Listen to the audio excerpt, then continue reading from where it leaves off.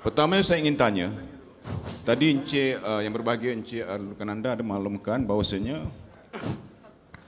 perniagaan yang dilangsungkan oleh MDB dan beberapa aset telah dijual bagi mengurangkan kos hutang MDB. Jadi dalam kes pinjaman berjumlah 4.2 bilion dan kadar faedah yang mencecah hampir 2 bilion dengan kadar faedah 6%. Jadi apakah model perniagaan yang membolehkan MDB ini boleh menaikkan keuntungan berdasarkan pada pinjaman 6%? Yang kedua, Datuk, saya nak tanya, adakah kerana ada urur mengatakan YMDB ini menjadikan nilai mata wang kita jatuh? Sekian, terima kasih. Terima kasih. Sila. 4 soalan, sekali jawapan. Rusdi akan bagi makan mikrofon. Assalamualaikum warahmatullahi wabarakatuh. Saya Jaafar bin Hashim daripada Batu Pahat. Soalannya ialah kita melihat satu syarikat yang dikatakan milik kerajaan yang telah pun dijalankan di sebuah negara yang begitu mengamalkan demokrasi. Tetapi pertama soalannya ialah kenapa syarikat yang ditubuhkan di bawah sepenuhnya kerajaan ini tidak dimaklumkan dulu ataupun tidak diberitahu kepada pucuk pimpinan dan juga mana-mana rakyat di negara ini untuk dilaksanakan plan atau cadangan syarikat ini. Yang kedua, lanjutan daripada itu, kenapa pula apabila timbul berbagai permasalahan, polemik dan fitnah yang berbagai-bagai ini begitu lambat untuk diterangkan begini rupa syarikat YNDB yang saya kira telah ada pelan-pelan tindakan yang baik untuk kita. Terima kasih. Terima kasih. Assalamualaikum warahmatullahi wabarakatuh. Dan kepada Tuan Azrul, ya, saya tak ada nak tanya tentang YMDB ni. Saya nak tanya satu soalan, iaitu kenapa yang dijemput ni orang-orang yang dah setuju dengan YMDB. Patutnya kita jemput orang-orang yang tak faham lagi tu. Iaitu seperti Tuan M sendiri, dia tak faham. Ataupun dia buat-buat tak faham. Yang keduanya, sahabat dia, Tony Pua tu, tak jadi debate. Debate dekat sini. Apa salahnya? Kalau dia betul-betul jujur. Nasiblah ada wakil-wakil, DH, siapa lagi tadi tu? Ada 4-5 kumpulan akhbar datang, laputkan. Jadi saya rasa soalannya patutnya kita jemput hari ni orang yang belum faham tu. Ya, Lim Kit Siang, Tuan M dan sebagainya. Terima kasih. Okey, terima kasih. Wanita, silakan. Selamat pagi, Assalamualaikum. My name is Hati Hana. Saya bukan member UMNO. Saya cuma nak tanya satu soalan je kepada Encik ni, Encik Arul. Saya kan, yeah, I saw you in BSC Company House last week. Can I have coffee with you? That's my question. Alamak. Jawab dulu.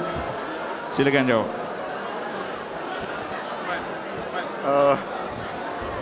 Bertenang. Tuan-tuan dan puan, saya akan jawab soalan yang terakhir itu. Saya akan jawab pertama.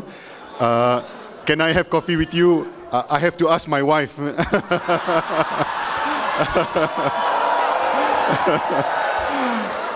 Sebab ini this is live recording, so my wife has to know. Ya, so insyaAllah kita dapat memberi penjelasan di mana dijemput dengan tata cara tersebut. InsyaAllah kita dapat hadir, ya. Kita ya, okey tu. Jadi yang sebelum itu kenapa tidak dijemput orang yang tak faham atau yang dibuat-buat tak faham? Setahu saya Datuk Ahmad Maslan telah membuka jemputan kepada semua pihak. Ya, beliau begitu jelas mengatakan sesiapa sahaja is welcome to join us today, yeah, whether opposition, government and so on. Jadi saya rasa itu memang betul dan telus dan kita tidak ada apa-apa yang hendak disembunyikan. Ya. Seterusnya, jawapan kepada soalan bahawa kenapa timbul fitnah dan kenapa tidak diberi ulasan sebelum ini.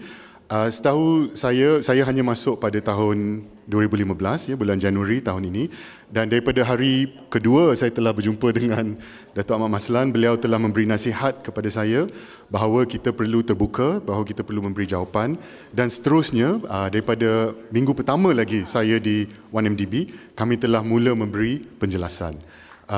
Dan dalam tahun ini lebih 90, more than 90 press releases atau siaran akhbar telah kami keluarkan.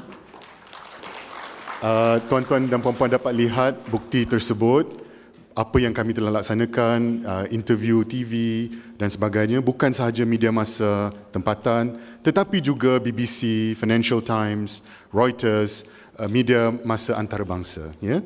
Jadi memang mungkin sebelum itu mungkin terdapat sedikit kelemahan dan kekurangan di dalam memberi penjelasan, tetapi alhamdulillah di dalam tahun ini apabila tomahan telah dibuat, kami telah menjawab.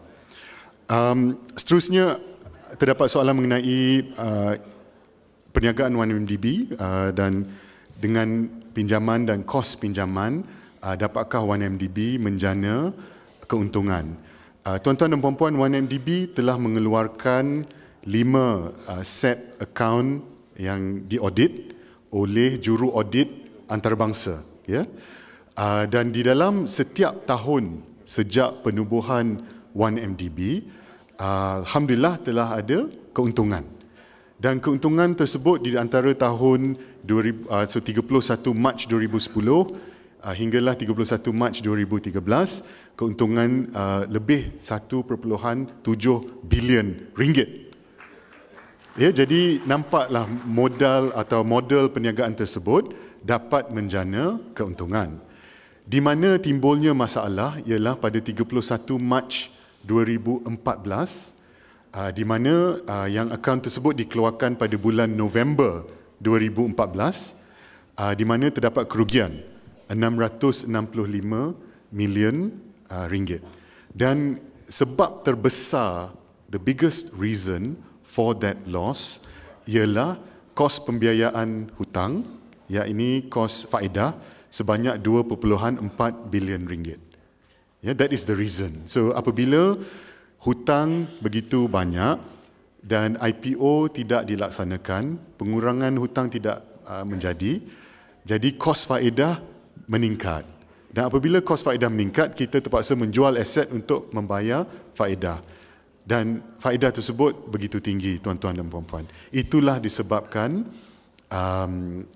the loss sebanyak 665 million ringgit. Itu jawapan yang mudah. Jadi itu masalah perniagaan. Ya, itu cabaran perniagaan. Dan penyelesaiannya saya telah bentangkan sebentar tadi.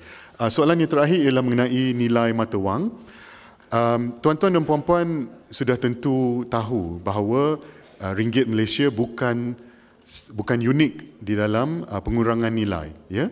Beberapa mata wang lain daripada negara lain, kebanyakannya negara yang bergantung kepada komoditi, sama ada New Zealand, Norway, Australia dan sebagainya, juga telah melihat penurunan nilai mata wang. Dan itu disebabkan satu, komoditi, keduanya penurunan nilai mata wang China, ya, the devaluation in China, dan ketiganya kekuatan ekonomi Amerika Syarikat.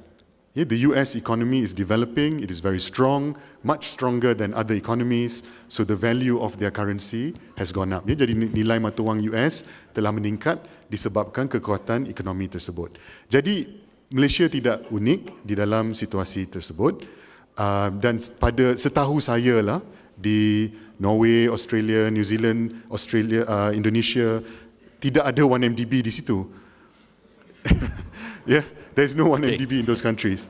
Jadi kita perlu lihat kepada faktor tersebut. Yeah? Pusingan kedua, Datuk Rosni, silakan. Encik Arul Kanda, Datuk Seri Syarizat dan semua yang hadir pimpinan. Soalan saya kepada Encik Arul, apakah YMDB menentukan jaminan pemilikan rumah Bumiputera yang mana di Bandar Malaysia yang kita rasa sangat teruja dengan pembangunan ni dan kita sangat mengalu-alukan pembangunan Bandar Malaysia ni, apakah pemilikan rumah peratus pemilikan rumah Bumiputera akan ditentukan bagi menentukan segitiga emas ini ada rumah mampu orang-orang Melayu untuk memiliki rumah di kawasan tersebut. Terima kasih. Terima kasih. Sila. Assalamualaikum warahmatullahi. Assalamualaikum warahmatullahi. Nama saya Baharun bin Muhammad Amin. Ya, saya ingin bertanya kalau boleh 3 soalan. Okey. Okey, satu. Dari statement account yang Encik Arul kemukakan, saya dapati ada lebih kurang 5 bilion ringgit sebagai financial charges. Sebagai seorang stockbroker yang telah lama berkecimpung dalam financial business, saya dapati selalunya financial charges hanya 1%. Maknanya lebih kurang 400 juta sahaja. Tapi dalam kes ini, financial charges melebihi 5 bilion. Ini bermakna financial charges di sini melebihi 10%. Saya ingin tahu kenapa. Soalan kedua, di dalam statement of account yang sama, saya dapati ada pelaburan yang melebihi 6 bilion ringgit di dalam satu company yang bernama Brazen Sky. Saya ingin tahu dalam bentuk apakah pelaburan yang diceburi oleh Brazen Sky. Soalan ketiga, power station atau aset jana kuasa yang dibeli oleh YMDB dengan harga yang tinggi, kalau tak silap saya 18 bilion ringgit, telah dibeli, harganya terlampau tinggi walaupun power purchase agreement yang diadakan dengan tenaga nasional Berhad hampir habis. IPO yang gagal itu, pada pendapat saya, telah ditolak oleh Securities Commission kerana ada masalah dengan power purchase agreement ataupun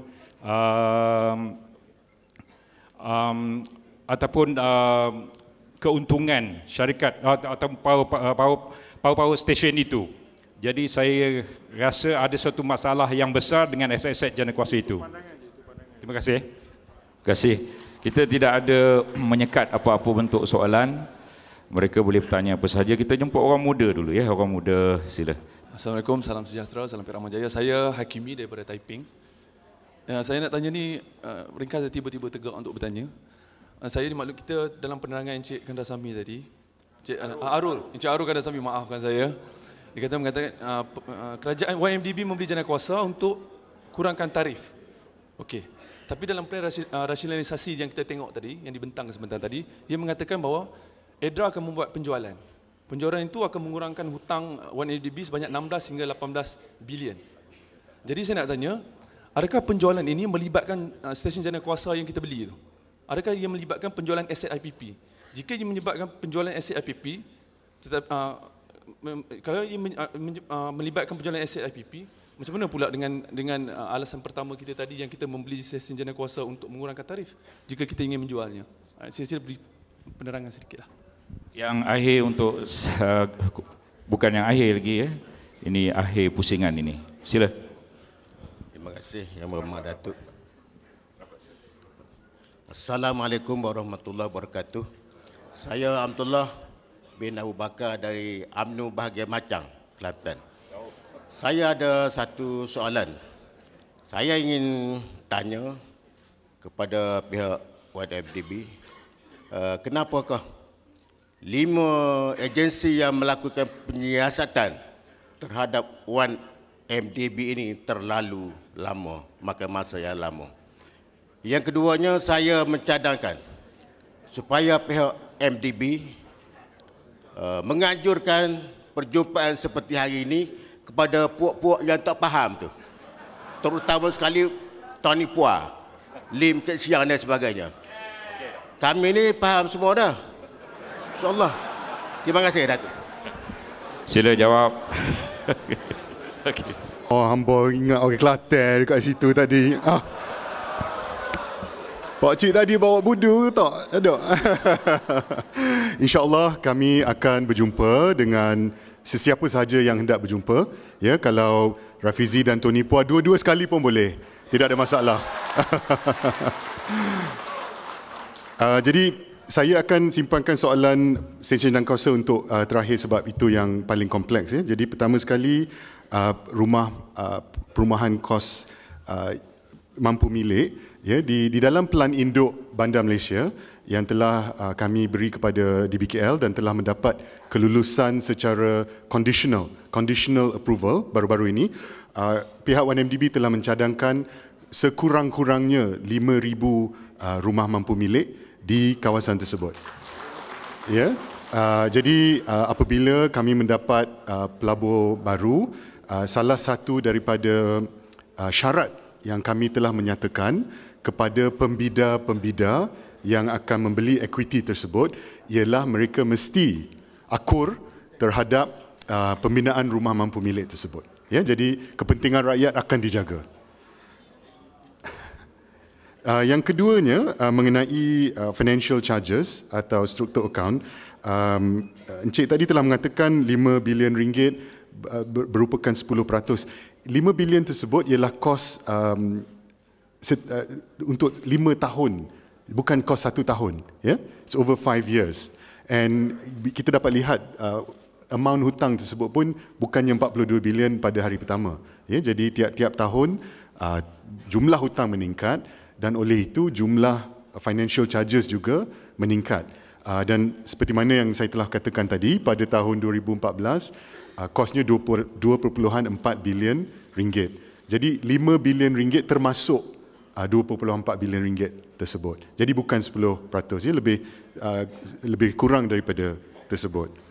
Yang pentingnya, aset 1MDB ialah aset jangka masa panjang. Jadi untuk membina pengkalan tentera udara mengambil masa lebih kurang 3 atau 4 tahun. Jadi pada masa tersebut kita telah mengambil hutang untuk membiayai kos pengkalan yang baru. Tetapi tanah tersebut kita belum jual lagi. Ya, jadi di situlah sebabnya ketidakseimbangan. Sama seperti di TRX, walaupun kami telah terima tanah, belanja yang begitu besar telah dilaksanakan untuk menaik taraf tanah tersebut sebelum kita dapat jual. Jadi wangnya belum masuk lagi tetapi hutang telah diambil. Jadi itulah disebabkan mismatch atau gap tersebut. Ya.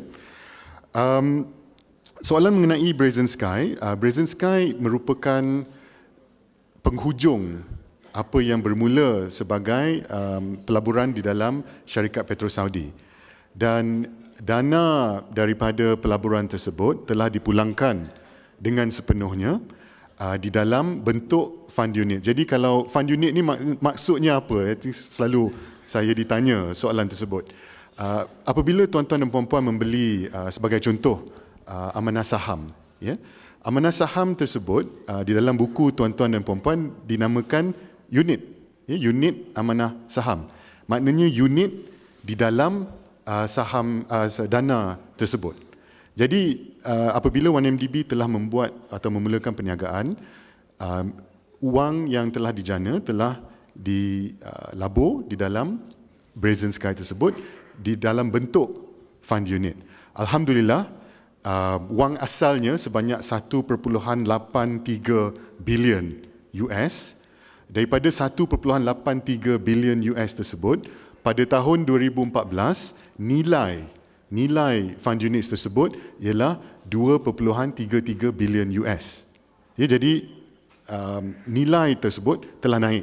Dan seterusnya di dalam tahun 2014, daripada 2.33 bilion US tersebut, 1MDB telah menebus, ya, redeemed dalam bentuk tunai 1.4 bilion US daripada dana Brzezinski tersebut. Jadi kita dapat buktikan bahawa dana tersebut mempunyai nilai dan bakinya sebanyak 940 million US kami akan gunakan untuk penyelesaian dengan IPIC. Ya, jadi itu ceritanya, wang itu telah ditebus dalam bentuk tunai sebanyak 1.4 bilion US dan baki 940 million US akan digunakan untuk penyelesaian bersama IPIC.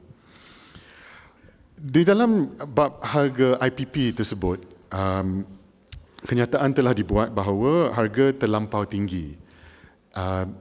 1MDB telah membeli syarikat tersebut daripada pihak swasta dan pihak swasta tersebut telah mendapat generasi pertama IPP oleh pentadbiran kerajaan sebelum ini. Dan tiga pihak, pihak Tanjung atau keduanya pihak Genting dan ketiganya pihak Jimah. Genting atau KLPP dan Jimah. Jadi untuk membeli aset tersebut daripada pihak swasta yang telah menikmati PPA generasi pertama, di mana Tan Sri Ani Arup pernah mengatakan mengenai PPA tersebut, begitu lukratif sekali. Harganya pun begitu tinggi untuk membeli, pertama sekali. Keduanya, hanya satu stesen janakuasa yang mempunyai penamatan IPP dalam tempoh terdekat, iaitu sebanyak 440 megawatt yang akan berakhir pada Januari tahun ini. Tetapi dalam Edra Energy ini, penjanaan keseluruhannya 5,500 megawatt yang berakhir hanya satu, 440 megawatt dalam jangka masa yang pendek. Jangka masa IPP yang lain atau PPA yang lain adalah lebih panjang. Di dalam buku jasa tersebut, kami telah memberi penelitian mengenai PPA. Mengenai harga IPP tersebut, di dalam akaun 1MDB terdapat goodwill. Goodwill maknanya perbezaan di antara nilai aset dan nilai yang kami telah bayar. Goodwill pada masa ini adalah lebih kurang 2 bilion ringgit. Dan goodwill tersebut ialah perbezaan di antara harga aset dengan harga yang kami telah bayar. Kenapa? Kenapa pihak kerajaan mengambil keputusan untuk membayar lebih untuk membeli stesen janakuasa tersebut? Jawapannya, tuan-tuan dan puan-puan, ialah apabila 1MDB mengambil alih stesen tersebut, kami telah membida untuk stesen janakuasa yang baru.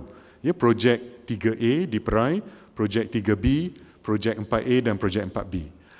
Apabila 1MDB membida, bida-bida yang lain, pembida yang lain adalah syarikat swasta dan TNB dan sebagainya. Apabila 1MDB masuk, tarif yang kami minta adalah rendah disebabkan kami syarikat milik kerajaan. Jadi apabila kami membida dengan tarif yang rendah, syarikat lain semua pun perlu membida dengan tarif yang rendah. Jadi saya hendak memberi contoh kepada tuan-tuan dan puan-puan, apabila kita membida untuk tenaga IPP tersebut, katalah tarifnya 35 sen. Dan 1MDB telah membida pada 34 sen. Beza 1 sen tersebut, 1 sen tu, kali 2,000 megawatt, kali 20 tahun, adalah lebih kurang 2.9 bilion ringgit. Maknanya penurunan tarif 1 sen tersebut untuk satu stesen 2.9 bilion ringgit. Kali 4 stesen lebih 12 bilion ringgit, tuan-tuan dan puan-puan. Jadi untuk kerajaan, jadi untuk kerajaan membayar lebih untuk mendapat peluang untuk menjadi pembida adalah sesuatu yang dapat menurunkan tarif tenaga elektrik. Dan tarif tersebut akan ditetapkan atau fixed untuk sepanjang hayat PPA tersebut. Jadi sesiapa yang membeli Edra besok atau lusa tidak boleh menaikkan tarif tersebut. It's fixed and it's there. And the benefit is for the rakyat. Thank you. Yang terakhir, sila siapa? Jemput orang muda. Assalamualaikum warahmatullahi wabarakatuh. Nama saya Akbar. Saya daripada Center for Alternative Policies and Economics, IRIS Institute. Saya ada beberapa soalan. Soalan pertama, Yang dah dijawab jangan tanya. Okey, tadi dah diterangkan, actually belum diterangkan lagi tentang kegagalan IPO, faktor dalaman dan luaran. Ketiga, tentang penjualan bandar Malaysia, siapakah potential investors yang akan membeli equity bandar Malaysia? Adakah foreign atau domestik? Dan diletakkan 40% equity tinggal yang dipegang oleh YMDB, adakah akan meletakkan YMDB sebagai majority shareholder ataupun tidak? Kemudian boleh tak terangkan dengan lebih lanjut tentang IPIC? Dah, itu sahaja. Terima kasih. Ada lagi seorang anak muda? Okay. Saya Muhammad Fazrul Rahman bin Muhammad Yusof daripada Padang Serai. Saya ingin bertanya soalan tambahan. Pertama, berkenaan dengan Bandar Malaysia, adakah mempunyai period time untuk Bandar Malaysia ini disiapkan? Yang kedua ialah, adakah berkenaan dengan IPP, adakah IPP ini mampu menurunkan kadar elektrik untuk kegunaan rakyat? Sekian, terima kasih. Yang dah dijawab jangan ditanya lagi. Sila. Assalamualaikum dan salam setia sejiwa. Saya dari UMNO bahagian Bukit Gantang. Soalan saya direct to the point. Sejauh mana YMDB ini memberi peluang kepada orang-orang Melayu mendapat peluang perniagaan dan mendapat kepentingan? Adakah syarikat-syarikat Melayu diberi keistimewaan berniaga di sana? Sebab yang support ni banyaknya orang UMNO. Terima kasih, sila. Ringkas. Assalamualaikum, selamat pagi. Soalan saya jelas. Sejauh mana penglibatan Yang Amat Berhormat Perdana Menteri dalam YMDB? Ini perlu dijawab supaya orang UMNO jelas, pembangkang pun jelas. Terima kasih. Lagi. Assalamualaikum, saya Faizal daripada Kelana Jaya. Berkenaan rakyat yang kurang arif tentang ekonomi dan bisnes ni, dalam sembang-sembang kopi, dia orang kata dilihat YMDB ni kerap menjual aset. Jadi ini macam satu kerugian. Tak ada inisiatif lain ke atau mencari lain pihak YMDB untuk menjelaskan hutang. Lagi last. Assalamualaikum warahmatullahi wabarakatuh. Okey, soalan saya dah berkaitan dengan saya Asmadi bin Awan, Ketua Penerangan UMNO bahagian Kuala Terengganu. Soalan saya ingin bertanya pada saudara Arul. Kuat sikit, okey. Satu, kalau kita tengok pada memula isu YMDB timbul ni, saya tengok ada satu, nak dapat penjelasan sikit lah. Saja yang dikatakan 1 bilion telah dimasukkan kepada bank, kemudian tiba-tiba ditukar kepada is not cash, kemudian dikatakan satu equity. Okay. Yang pertama. Yang kedua berhubung dengan penjualan IPP, itu di EDRA tu, saya difahamkan bahawa bidang itu telah pun tamat pada hari Jumaat baru ni. Dan ianya melibatkan PNB dan syarikat asing. Okay, kalau saya nak cuba dapat penjelasan sikit, kalau syarikat asing, dianya mempunyai 100% equity-nya dipunyai oleh syarikat asing. Tapi untuk membeli IPP di Malaysia, syarikat asing hendaklah mempunyai equity-nya 49% saja. Itu 59% dipunyai oleh kerajaan negeri, kecuali kerajaan kita ingin menghapuskan equity tersebut. Jadi ini merupakan satu soalan yang ingin saya tanya, sama ada melibatkan equity itu dipindah ataupun tidak. Soalan yang akhir itu ditanya oleh Rafizi sebenarnya. Tapi dia ketua penerangan UMNO. Okey, Saudara Arul 5 minit sahaja. Saudara Arul 10 suku, kita minta Datuk Seri Mustafa mengambil alih. Jadi banyak soalan tadi dan banyak perkara yang kompleks yang kita perlu jawab. Saya akan cuba buat secara secepat mungkin. Jadi minta maaf kalau terlalu cepat. So pertama sekali, kegagalan IPO, apakah faktor dalaman, apakah faktor luaran?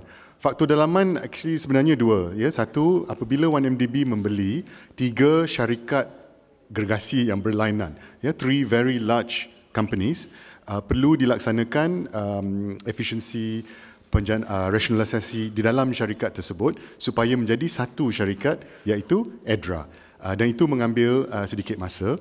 Yang keduanya, 1MDB telah setelah mendapat beberapa tomahan dan isu-isu mengenai cabaran dan sebagainya, telah mengalami kesulitan dan kerumitan untuk menjana dana untuk projek 3B. Jadi itu telah mengambil masa yang lebih yang dijangkakan dan tidak menepati jadual untuk melaksanakan IPO. Ya, jadi IPO tersebut kami sendiri yang tidak laksanakan disebabkan faktor tersebut. Faktor luarannya saya rasa begitu jelas ya, pihak pembangkang telah mengatakan secara terbuka bahawa pelabur-pelabur terbesar di Malaysia tidak patut dan tidak dibenarkan membeli saham di dalam IPO 1MDB. Kalau tuan-tuan dan puan-puan Google, memang senanglah cari sebab tersebut. Jadi apabila pihak pembangkang begitu lantang menyuarakan pendapat, maknanya pelabur-pelabur pun ketakutan sedikit untuk mengambil alih dalam IPP tersebut, ya, IPO tersebut. Di dalam kes IPIC, apabila kita melihat dalam akaun 1MDB, terdapat beberapa nota di dalam akaun tersebut yang begitu teliti yang menyatakan bahawa 1MDB telah membayar sejumlah tunai dalam bentuk US dollar kepada syarikat-syarikat berkaitan dengan IPIC. Dan pada masa sama, IPIC telah memberi jaminan kepada hutang yang telah dikeluarkan oleh 1MDB.